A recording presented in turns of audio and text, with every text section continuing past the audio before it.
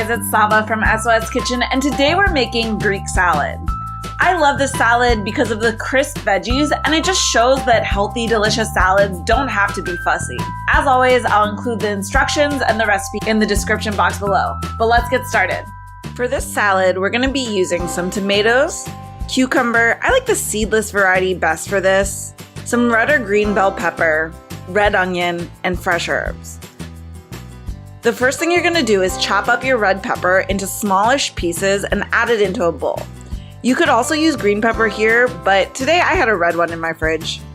Mince your herbs. I don't go crazy with picking off the stems, but you definitely don't want any of the big, tough ones in your salad.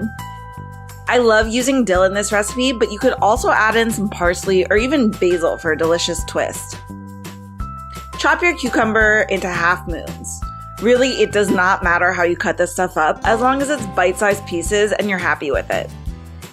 Dice up your tomatoes. I'm going for about 3/4 inch pieces, and then thinly slice your red onion. I was gonna use half, but then I decided I only wanted to use 1/4. Once everything is in a bowl, toss in some Kalamata olives.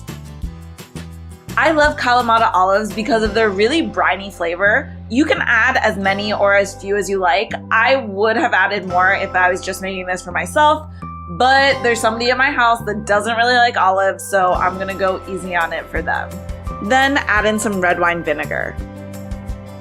If you don't have any red wine vinegar, you can actually substitute red wine and apple cider vinegar in a 1:3 ratio. So for this recipe, it would be half a tablespoon of red wine to 1.5 tablespoons of apple cider vinegar. Sprinkle in some dried oregano, and today I decided to add in some dried parsley too because I didn't have any fresh stuff, but that's totally optional. Pour in a splash of olive oil and crack in some black pepper along with a pinch of salt. Mix everything together and then you can serve it immediately, but I actually like to let it sit for at least 30 minutes to let all the flavors mingle and meld. When you're ready to serve, crumble some block feta on top of the salad and you're good to go. I ate the salad on its own, but it would also go great alongside my Greek chicken, which I'll link at the end.